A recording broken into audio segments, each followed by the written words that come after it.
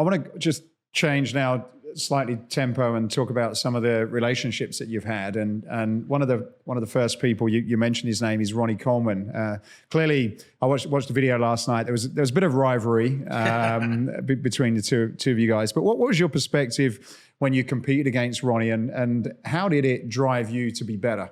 Yeah, Ronnie, when he first arrived in '92, was last place, Helsinki, Finland. I never considered Ronnie until he beat me. I remember in 1997, I think Ronnie got 9th place. And then in 1998, where he won the Mr. Olympia, that's when I took notice of Ronnie. I didn't notice him in Long Beach. I was 3rd that year. And in the previous year, Ronnie got a call out with me and Dorian Yates in '96. And I thought, it must have been a mistake. What am I doing here with Ronnie and Dorian? But he would go on in '97 to beat Flex Wheeler. I think he beat Flex over in Toronto or something. And then he felt, he actually came up to 9th place in '97, but he was 6th place, I think it was, in Chicago, because Nasser El-Somebody failed the diuretic test. So Ronnie was elevated to 6th place. But in 1998, when I saw Ronnie Coleman, I thought, what in the hell did this guy do? Like, I thought I was going to be the next Mr. Olympia. Flex thought he was, Kevin thought he was, Nasser thought he was, and Ronnie Coleman leapfrogged over everybody to become Mr. Olympia, undisputed. I had no qualms when that show was over. I was like, holy crap, but can you do it again? And in '99, I thought, wow, I had my best training camp. I felt really good. That was the Mariah Carey posing routine, which has been viewed millions of times.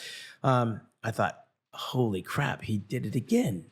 And then again. And then I said, you know what, I'm done. So I didn't have that appreciation for Ronnie Coleman until I retired. I retired in 2001 at 36 years old. Largely because I kind of felt like I was missing out. My brothers and sisters were getting married and having kids, my nieces and nephews. I was at that age where I had the condo at the beach up the street here, I had the townhouse in Las Vegas, and I had the house up in Chino Hills. I had all the trappings of success. I was driving a Ferrari, I was driving a Lamborghini, I had the Mercedes and the BMW, I had motorcycles, Harley Davidsons, had the dog. I had nobody to come home to. I kind of felt like, what's it all mean? And this guy Ronnie Coleman, he's stopping me from my dream. I mean, this is my existence. I want to be Mr. Olympia. I don't want to be the pace car on the racetrack to watch Ronnie Coleman victory party. And I just thought 99, 98, 99, 2000, 2001, I can't take it anymore. He was instrumental in me going into retirement because I knew that was not going to change anytime soon. And it didn't. Ronnie would go on to win the 2002, 2003, 2004, and 2005 until Jay Cutler upset him in 2006. Had I stuck around, I would have been a 40-year-old bodybuilder trying to figure out what I'm going to do with the rest of my life. I wanted to go to the next chapter. I got married, I got engaged, got married, had kids, and by the time Ronnie was retiring, I was well on my way to figure out who I wanted to be as a man, and I was injury-free. So I think the best thing for me in my career was recognizing that other guys that I was beating didn't beat Ronnie, right? Jay Cutler was an anomaly. In 2001, he jumped up to 2nd place. But that's kind of what Ronnie Coleman did. And so he was the guy that was going to replace Ronnie Coleman. And Jay would win 4 Mr. Olympia titles, and rightly so. I thought he actually should have won in 2001. But the stars were aligned for me to go into a different direction, not because of what the judges were doing, rewarding size at all costs, not because of how great Ronnie Coleman was, but because I knew there had to be more to life than just eat, sleeping, and training. And I think at that time, I made the right decision. I got 0 regrets. People, oh, you pissed off, you never won the Olympia. I beat Ronnie Coleman for 5 years in a row. Not a lot of guys can say that. I'm good. There wouldn't be a Shawn Ray without a Dorian Yates. I heard this quote in an interview. Yeah. Tell me a bit about that. No, there's no question. Dorian made me a better bodybuilder, and I was his antagonist. I needed him, I think, as much as he needed me, kind of like Muhammad Ali needed Joe Frazier. We are cut from 2 different cloths, right? There's nothing similar about us. I don't think he liked me any more than I liked him. We needed that USA versus England. I'm not so sure how he viewed me as a rival, but I was offering the opposite.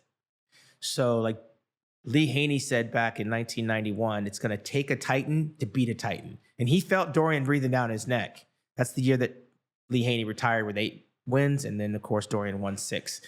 I offered the total opposite of what Dorian was offering. Dorian was 260 some odd pounds.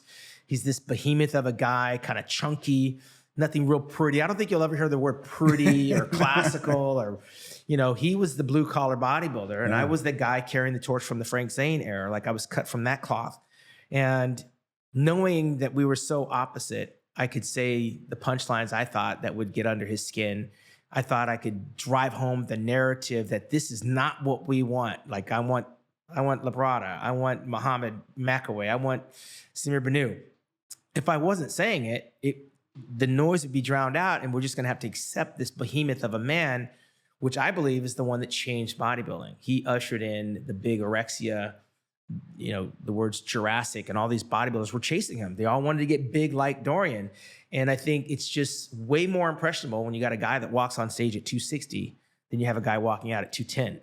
And so, particularly in a sport where it's kind of, it's a sport about muscle and it's an unfair advantage. You couldn't see Sugar Ray Leonard boxing Muhammad Ali or Mike Tyson for that matter. That's why they have weight classes. But you know what? I was on board with, you know, may the best man win, because I've seen smaller guys beat bigger guys in the past. And I had already beaten bigger guys in the past. Remember, Dorian Yates came up behind me. So when Dorian arrived in 91 at second place in the Mr Olympia, I had already been third place the year before. And Dorian had just gotten beat by a guy smaller than me, Mohammed bin Aziza, in 1990. So I saw Dorian for what it was. It was the opposite. It was like the alternative to Shawn Ray. And I was nipping at his heels in 94, 95, 96. It's no shame to lose to a guy like Dorian, right? I mean, I was just trying to present my case as loud as I could about the beauty and the art and the harmony and the symmetry till the judges would hear it. But, you know, he was on just a different level. He was so much bigger. Do you think some of that, though, like it's in everything in life, whether it's fashion or like everything goes around in circles. Yes. And I can't help thinking that, let's say you were 21 years old now, that probably what your physique, you know, a lot smaller, a lot more sort of artistic looking, would probably be more in vogue, particularly on social media and that now, probably than Dorian's, which at the time was just so shocking and just so disruptive that you could see why he did it. But you almost have to follow the progression from Arnold to Haney to Dorian. But drop it into a different time frame, you know, things could have been different. And I guess, you know, obviously you can't control those items, that, you know, you can't control that timing. But I certainly feel that timing, in a lot of cases, you could call it luck, or timing has a big impact in things. 100%. Listen, 22 consecutive years.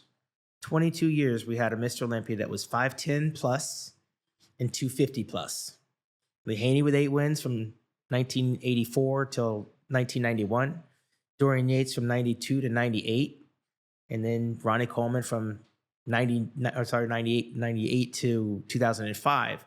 Those 3 guys, all 5'10 plus, all 250 plus. It wasn't in the cards for me. I came up in the wrong era. Could we have an argument that I could have won? Sure. I mean, that argument doesn't hold a lot of water in hindsight. The Sandow trophies are on Dorian's mantles. I didn't lose to a slouch in Ronnie Coleman, Dorian Yates, and Lee Haney. I mean, but everyone lost to them.